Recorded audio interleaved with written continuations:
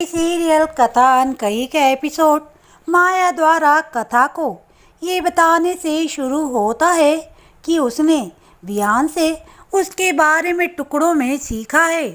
वो आगे खुशी से कहती है कि उसने पूरा दिन कथा और आरव के साथ अकेले बिताने की योजना बनाई है, जिससे तेजी आश्चर्यचकित हो जाती है।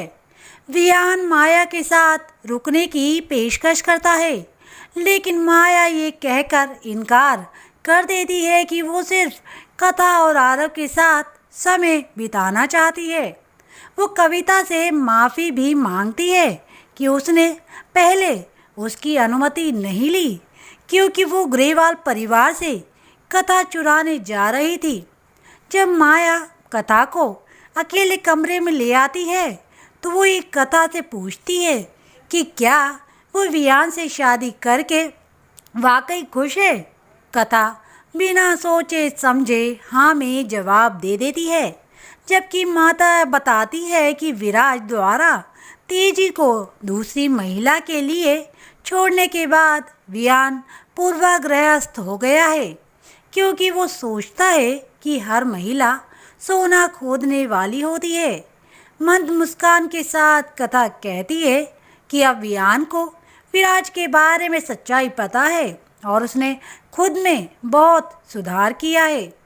ये सब सुनकर माया ये कहकर कथा को बदनाम करना शुरू कर देती है कि वो जानती है कि वियान के परिवर्तन के पीछे एक अद्भुत लड़की है जो और कोई नहीं बल्कि कथा है।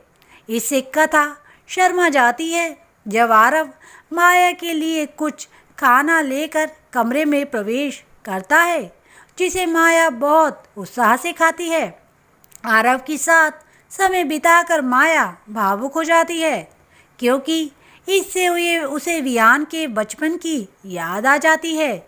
वो कहती है कि वियान बहुत खुश रहता था और अब हमेशा ये सुनिश्चित करना चाहता था कि माया को अच्छा खाना मिले।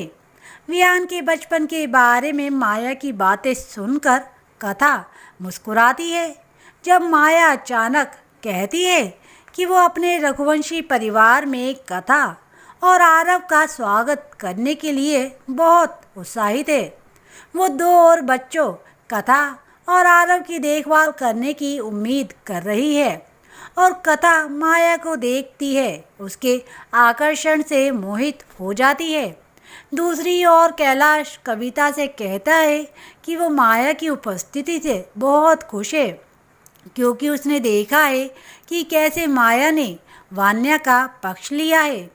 वो आगे कहता है कि उसे यकीन है कि माया रघुवंशी के घर में आरव और कथा की बहुत अच्छी देखभाल करेगी, जबकि कविता जवाब देती है कि जिस तरह माया कथा के साथ अपनी बेटी की तरह व्यवहार करती है, उसे देखकर वो बहुत खुश है। हालांकि रघुवंशी के घर में माया विजयी रूप से घोषणा करती है कि पूरा ग्रेवाल परिवार अब उसके लिए मोहरा बन गया है, इसीलिए ग्रेवाल कल परिवार शादी की व्यवस्था कर सकता है, जबकि वो शादी तोड़ देती है। वो आगे कहती है कि कथा एक बहुत प्रभावशाली व्यक्ति है और अगर उसका कोई बेटा नहीं होता तो वह वियान को कथा से शादी करने देती। फराह और तेजी माया को प्रशंसा की दृष्टि से देखते हैं, जब माया बताती है कि कैसे उसने वान्या के साथ दुर्व्यवहार करने के लिए एक व्यक्ति को काम पर रखा था और कैसे फराह ने जानबूझकर अपना पैर बाहर निकाला जिससे आरव गिर गया था। तब माया अचानक स्वीकार करती है कि उसके बेटे राहुल ने भी एक बच्चे वाली महिला से शादी की है। यही वजह है कि वो अपनी माँ के बारे में भूलकर उस महिला और बच्चे के पीछे भागता है। ये सुनने के बाद तेजी और फराह माया की पीठ थपथपाते हैं, जब माया अचानक बताती है कि वो कथा की स्वतंत्रता को चुनौती देने जा रही है, इसीलिए वे इसका इस्तेमाल कवियान के बीच गलतफहमी पैदा करने के लिए करते हैं।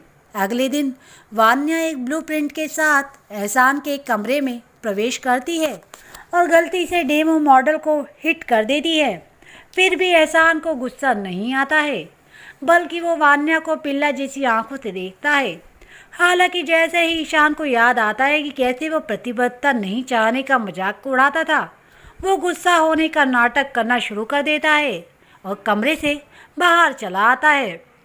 इसी बीच फराह कथा को शादी के उपहार के रूप में कुछ शेयरों के साथ अर्थकॉन बोर्ड में एक पद की पेशकश करती है, जिससे कथा की भावनाएं आहत होती है और वो फिर सीधे वियान को बताती है कि वो वियान की ट्रॉफी पत्नी के रूप में नहीं बल्कि अपनी कड़ी मेहनत के कारण बोर्ड सदस्य बनना चाहती है।